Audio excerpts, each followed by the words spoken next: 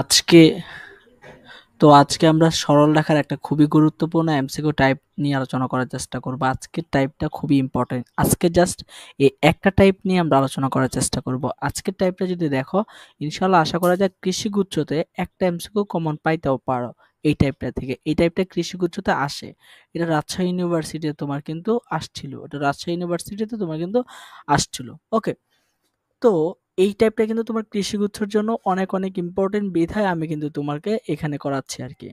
তো দেখো এই টাইপটা কি হচ্ছে, দেখো দেখো যদি এ বি এবং ডি বিন্দু ত্রয় এ বি সি ডি রম্বসের তিনটি শীর্ষবিন্দু হয়, তবে সি বিন্দুর স্থানাঙ্ক কত? অর্থাৎ আমরা তো জানি রম্বসের তোমার কি চারটা শীর্ষবিন্দু থাকে, তার মধ্যে দেখো তোমার তিনটা শীর্ষবিন্দু তোমার কিন্তু দিয়েই আছে, তিনটা শীর্ষবিন্দু দিয়ে আছে, অপর একটা শীর্ষবিন্দু তোমাকে বের করতে বলছে। তাহলে তুমি কিভাবে বের করতে পারবা? যখন তোমার তিনটা শীর্ষবিন্দু দেওয়া থাকবে এবং অপর একটা শীর্ষবিন্দু বের করতে বলবে, তখন তুমি কিভাবে বের করবা এইটা জিনিসটা তোমাকে বুঝতে হবে। এটা তুমি যদি ম্যাথমেটিক্যালি যদি করো প্রসিডিউর অনুযায়ী, তাহলে দেখবা তোমার 3-4 মিনিট লেগে যাবে। কিন্তু আমি তোমাদেরকে একটা হ্যাক্স শিখাই দেব।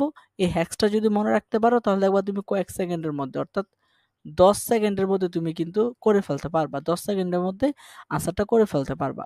তো এখন প্রসিডিউরটা কি? প্রসিডিউরটা হচ্ছে, দেখো এখানে টেকনিকটা কি? টেকনিকটা হচ্ছে তোমাকে একটু মনে রাখতে হবে। যে দেখো আমরা রম্বসের ক্ষেত্রে কি হচ্ছে, বিপরীত বাহুগুলো সমান এবং সমান্তরাল। দেখো এই যে বাহুটা আছে, এই বাহুর সমান এবং সমান্তরাল হচ্ছে আমার এই বাহুটা, এবং এবং এই বাহু সমান এবং সমান্তরাল হচ্ছে আমার এই বাহুটা। ওকে, তাহলে যেহেতু এই বাহু আর এই বাহু দুইটা কি সমান্তরাল, তাহলে দেখো আমার বের করতে হবে কি, আমার বের করতে হবে এই যে এই শীর্ষবিন্দুটা, এটা বের করতে হবে। তো এই টাইপের যত প্রবলেমই থাকুক না কেন, তুমি কি করবা সব সময়, তোমাকে যেহেতু এই কোণটা বের করতে বলছে, অর্থাৎ সি, এই কোণটা বের করতে বলছে, তুমি কি করবা, দেখো যেহেতু আমার এই বাহু আর এই বাহু দুইটা সমান, তাহলে তুমি দেখো এখান থেকে দেখো এই যে প্রথম যেটা থাকবে সেটা হচ্ছে এক্স স্থানাঙ্ক, আর যেটা দ্বিতীয়তে থাকবে সেটা হচ্ছে ওয়াই স্থানাঙ্ক। প্রথম যেটা থাকবে এক্স স্থানাঙ্ক, দ্বিতীয়তে যেটা থাকবে ওয়াই স্থানাঙ্ক। তুমি কি করবা, এখান থেকে তুমি একটা জিনিস দেখো, এখানে এ বিন্দুতে তোমার এক্স এর স্থানাঙ্ক কত আছে 2, আর বি তে তোমার এক্স এর স্থানাঙ্ক কত আছে তোমার কত 5। কত কম বা বেশি? দেখো এটা কি কত কম বা বেশি আছে? দেখো এটা আছে 2 আর এখানে আছে 5, তাহলে তোমার দেখো এখানে কত বেশি আছে, এটা কিন্তু বেশি আছে। তো কত বেশি আছে? তোমার 3 বেশি আছে। তো তোমার এখানে যেটা আনসার হবে ঠিক একই রকম ভাবে ডি বিন্দুর থেকে তোমার কিন্তু সি বিন্দুর যে স্থানাঙ্কর যে এক্স এর স্থানাঙ্ক সেটা হচ্ছে এই যে এখানে এক্স এর স্থানাঙ্ক কত আছে 6, এই 6 থেকে তোমার কত 3 বেশি হবে। যেহেতু আমার এই বাহু আর এই বাহু সমান্তরাল আমরা তো জানি।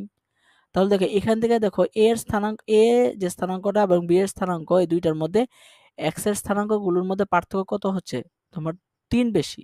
তাহলে এখানে কত হবে 3 বেশি হবে, এখানে কত আছে এক্স এর স্থানাঙ্ক কত আছে 6, তো 7 8 9, তাহলে এখানে কত হবে এক্স এর স্থানাঙ্ক কত হবে 9।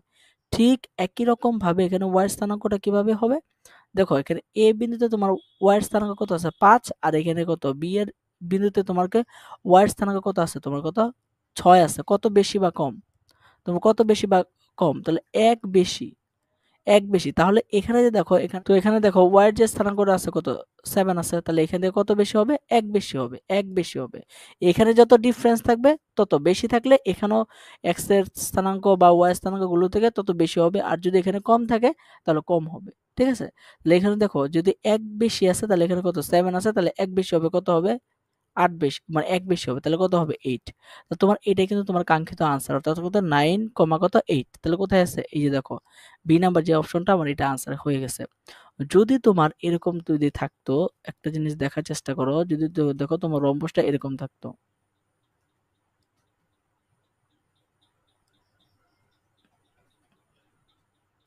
ধরো ধরো এরকম একটা রম্বস আছে তোমার, ধরো এরকম একটা তোমার কি রম্বস আছে, ধরো যে এখানে কি আছে, ধরো এটা এ বিন্দু, এখানে ধরো যে 2 কত 4 আছে, আর এখানে কত আছে, ধরো যে বি বিন্দু আছে, বি বিন্দুতে দেখো 7 কত 8 আছে সাপোজ ধরো, আর এখানে ধরো ধরো সি বিন্দুটা তোমার কত এক্স কত ওয়াই এটা আছে, আর ডি বিন্দুতে কত আছে ধরো যে 2 কত 3 আছে সাপোজ ধরো।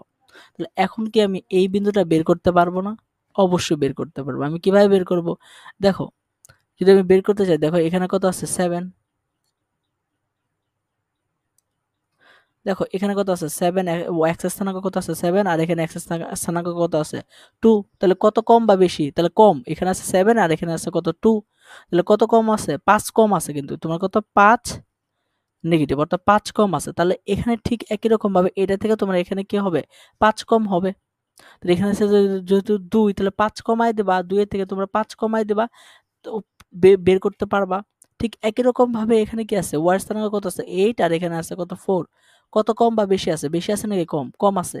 4 কম আছে। যেহেতু কত আছে? ওয়ার স্থানাঙ্ক গুলো আছে তোমার 4 কম আছে। ঠিক একই রকম ভাবে এখানে কত আছে 3, তাহলে এর থেকে তুমি আরো 4 কমায় দাও।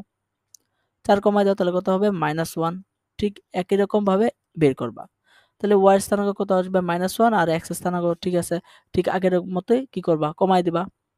ঠিক এই যে প্রসিডিউরটা আছে এটা যদি একটু মনে রাখতে পারো, তাহলে এখান থেকে তুমি যত প্রবলেমে আসুক না কেন তুমি করতে পারবা। রম্বস বলো বা বর্গ বলো, যাই বলো না কেন, এই টাইপের প্রবলেমগুলো তুমি এভাবেই সলভ করবা। রম্বস, বর্গ, সামান্তরিক যাই আসুক না কেন সবগুলো তুমি এইভাবেই প্রবলেমগুলো সলভ করবা। রম্বস থেকে, বর্গ থেকে, সামান্তরিক থেকে প্রবলেমগুলো অনেক বেশি আস্তে দেখা যায়। ওকে, তো আজকে আশা করি যে তোমরা এই টাইপটা ভালোভাবে বুঝতে পারছো এবং এইগুলো থেকে যদি প্রবলেম আসে তোমরা করতে পারবা। তো আজকে এই পর্যন্তই।